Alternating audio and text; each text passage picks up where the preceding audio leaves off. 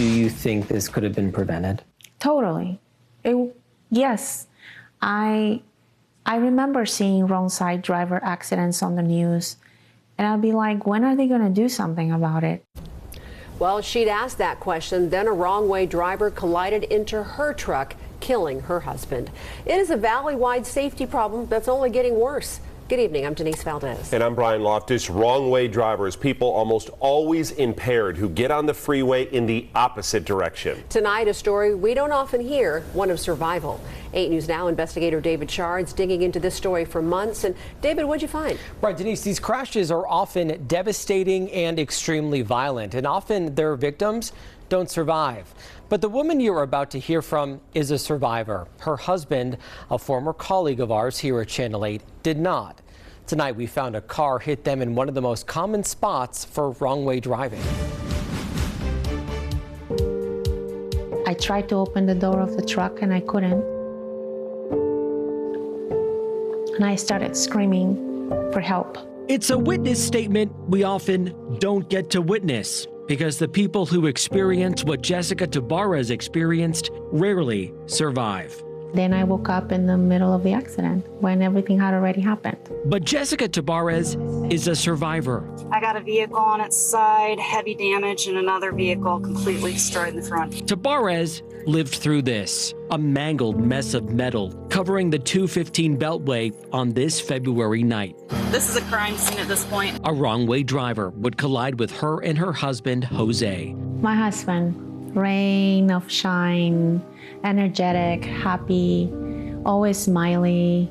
That night, Jessica and Jose celebrated a birthday party, ate tacos, and took the 215 home. Then, the 911 calls started to flood in. Someone just passed us going the opposite way on the freeway. At 2:37, Quinyana Long, seen here in a prior booking photo, was driving southbound in the northbound lanes. Toxicology results the 8 News Now investigators obtained reveal her blood alcohol level was nearly 4 times the legal limit, and she was high on cocaine. Hi, we have a wrong-way driver on the 215 and Charleston, like towards town center. 4 minutes and multiple calls later, no state trooper could prevent what was about to happen. Long's car becoming a 4-wheeled bomb, moving toward its unknown target. Metro, I have a call on the line reporting an accident. When I woke up, I was still with my seatbelt on. I realized I couldn't breathe. I really was gasping for air. Roof is completely gone in the car. Long died almost instantly. The force of the crash so strong, Jose Tabarez's driver's seat was thrust feet backwards. He was barely alive. And because he was so far in the truck, his seat wasn't there. His body wasn't there. Jessica believes in those final seconds, Jose turned the car to take the brunt of what was about to hit them. Your side is immaculate. Yes. So do you think he sacrificed himself to save you? Totally, 100%. So I have no doubt in my mind that the first thing he did is like, I'm just gonna take the hit. We asked NDOT where and when fatal wrong-way crashes are happening. The majority are on our freeways. And look here, several dots on the 215, right where Jessica Tabarez survived. What we also found was not totally surprising, with 80% of wrong-way fatal crashes happening at night, Saturday and Sunday night, though they are spread out over each day of the week. Nearly all, about 9 in 10 of these fatal crashes involve impairment. Drivers with alcohol, drugs, or both in their systems when they, like the driver who killed Jose Tabarez, got behind the wheel impaired. That number, though, is likely higher because several wrong-way drivers who killed themselves were never tested at all. They can get pretty far down the main line before the NSP can actually pull them over. Luckily, we've got about an 85% turnaround.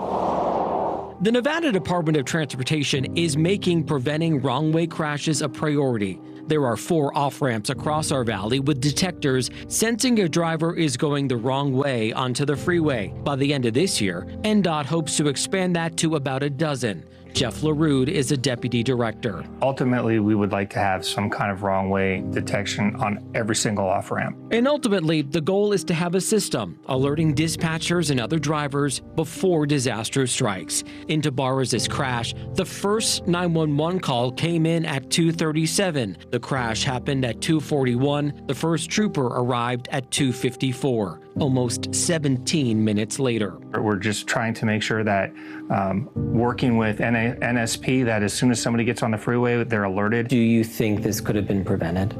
Totally. Yes. I remember seeing wrong side driver accidents on the news, and I'd be like, when are they going to do something about it? Jessica Tabarroz believes several things failed the night Long killed her husband and left her with injuries and bills she's paying for. She blames the person who served Long, lax laws, and the lack of kindness. Neighbor not helping neighbor. What would you say to her? Well, I think from a bigger perspective. She must have been in a very bad place in her life. And I think for her to be 4 times the legal limit and all those drugs in her system, something was wrong with her head.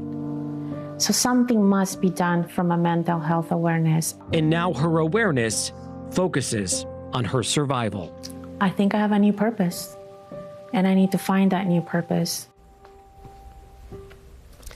Eventually, NDOT wants to get real-time updates to all of us on the road with those newer signs. You see there, Denise, the ones with the arrows, and try to say, don't drive in this one. But you got to get the information out. And of course, this is a big problem in our 24/7 town, and it's not going to go away anytime soon. So you were talking about like those flashing signs. What about like rumble strips or spikes or something like that on the road? Right. So rumble strips is something that NDOT is considering that other states do.